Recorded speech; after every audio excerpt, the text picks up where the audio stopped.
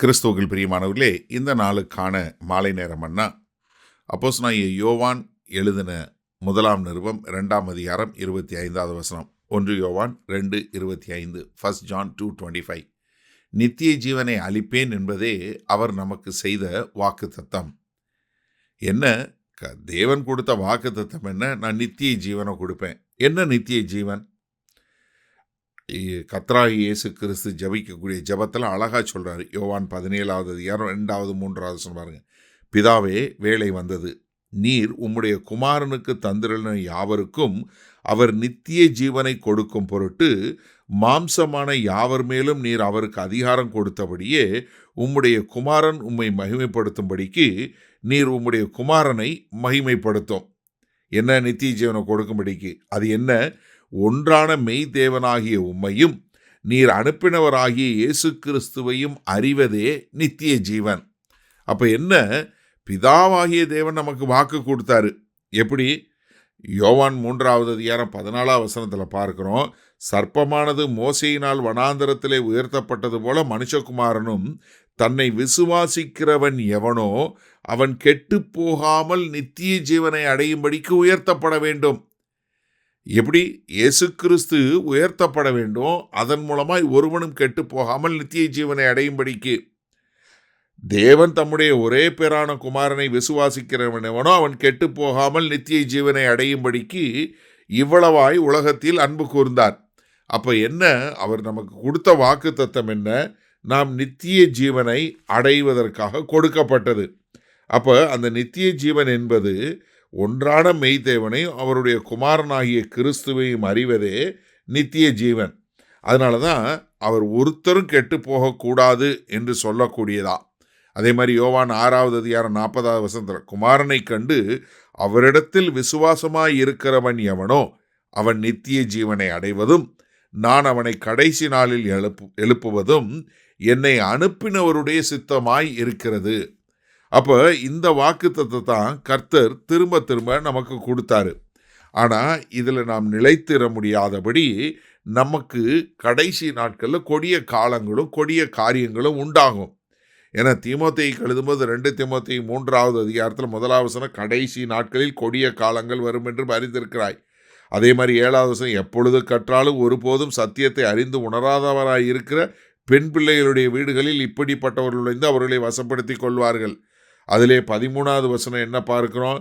பொல்லாதவர்களும் எத்தனமானவர்களும் மோசம் போக்குறவரும் மோசம் போகிறவர்களாக இருந்து மென்மேலும் கேட்டுள்ளவர்களாவார்கள். அதே மாதிரி 4வது அதிகாரம் 3வது வசனத்தை பார்க்கிறோம். ஏனென்றால் அவர்கள் ஆரோக்கியமான உபதேசத்தை பொறுக்க மனதில்லாமல் செவித்தின உள்ளவர்களாகி தங்கள் சுய இச்சைகளுக்கு ஏற்ற போதகர்களை சேர்த்து கொள்ளுகிறார்கள். அப்போ என்ன? அதாவது தேவன் கொடுத்த வாக்கு தத்துவம் நித்திய ஜீவன். அதை வஞ்சிக்கக்கூடிய ஒரு கூட்டம் வரும். ஆனால் நம்ம எப்படி இருக்கணும்? ரொம்ப ஜாக்கிரதையாக இருக்க வேண்டும். சரி, இந்த நாளில் இந்த வசனத்தை நம்ம எப்படி எடுத்துக்கொள்வது? அதாவது ஒரு கிறிஸ்தவன் என்று சொல்லுகிறவன் கிறிஸ்துவை ஏற்றுக்கொள்ளும் போது அவனுக்கு என்ன ஆகிறது? அவன் மரணத்திலிருந்து விடுதலை பெற்று ஜீவனை பெற்றுக்கொண்டவனாக மாறியிருக்கிறான். அப்போ என்ன? எனக்கு நித்திய ஜீவன் என்பது நான் மரிச்சதுக்கு அப்புறம் வர்றதில்லைங்க, இப்போவே தொடங்கிருச்சு. இந்த சரீரத்துக்கு தான் எனக்கு மீட்பு உண்டாகணும். என்னுடைய ஆவியில் உயிர்ப்பிக்கப்பட்டு விட்டேன். ஏன்னா மிக தெளிவாக வேத வசனம் என்ன சொல்லுது? ஒன்றான மெய்தேவனையும் அவருடைய குமாரனாகிய கிறிஸ்துவையும் அறிந்து கொள்வதே நித்திய ஜீவன். இப்போ நீங்கள் இப்படி சிந்திச்சு பாருங்கள். நீங்கள் மரணம் அடைஞ்ச அந்த சரீரம் மரணம் அடைஞ்சால் எங்கே போகிறீங்க? கர்த்தரை ஏற்றுக்கொண்ட எல்லாரும் அவருடைய சமூகத்தில் போய் இருக்க போகிறோம். நம்ம கர்த்தரோடு இருக்க போகிறோம், அவரோட சதா காலமும் இருக்க போகிறோம். அப்போ நமக்கு இந்த சரீரத்துக்கு தான் மரணமே ஒழிய நமக்கு மரணம் இல்லை. ஏன்னா நமக்கு ஏற்கனவே நித்திய ஜீவன் கொடுக்கப்பட்டுச்சு. ஏன்னா அவர் அறிந்து கொள்வது தான். அப்போ கர்த்தர் கொடுத்த வாக்குத்தத்தம் என்ன? யாரெல்லாம் இயேசு கிறிஸ்துவை விசுவாசிக்கிறார்களோ அவர்களுக்கு எல்லோருக்கும் நித்திய ஜீவன். அந்த நித்திய ஜீவனை பெற்றுக்கொண்ட மக்களாய் நம்ம இந்த பூமியில் வாழ்ந்து கொண்டு இருக்கிறோம். ஆனால் என்ன? இந்த சரீரத்தில் வாழ்ந்து கொண்டு இருக்கிறோம். இந்த சரீரத்திற்கு ஒரு மீட்பு வேண்டும், ஒரு மீட்பு அவசியம். அப்போ எனக்கு அருமையான சகோதரனை சகோதரியே, நமக்கு ஒரு நித்திய ஜீவன் கொடுக்கப்பட்டு விட்டது. நமக்கு சரீர மீட்பு எப்போ வரும்? கர்த்தருடைய வருகையில் உண்டாகும். ஏன்னா அழிந்து போகிற சரீரத்துக்கு பதிலாக அழியாத சரீரம் நமக்கு கொடுக்கப்படும். அப்போ ஒன்றான மெய்தேவனையும் அவருடைய குமாரனையும் நீங்கள் அறிந்தவங்களாக இருந்தீங்கன்னா நீங்கள் நித்திய ஜீவனை பெற்றவர்களாய் இருக்கிறீர்கள். அல்லேலூயா. அப்போ நமக்கு கொடுக்கப்பட்ட இந்த இட்டர்னல் லைஃப் என்று சொல்லக்கூடிய நித்திய ஜீவனுக்காய் கர்த்தரை ஸ்தோத்தரிக்கக்கூடிய மக்களாய் இருப்போமா?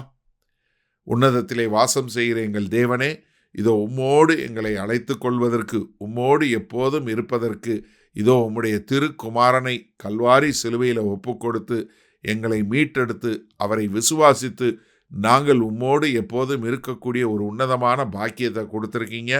அப்படி கொடுக்கப்பட்ட அந்த நித்திய ஜீவனுக்காய் கோடான கோடி நன்றி செலுத்துகிறோம். இயேசு கிறிஸ்துவின் மூலம் ஜெபிக்கிறோம் ஜீவனுள்ள வல்ல பிதாவே, ஆமேன்.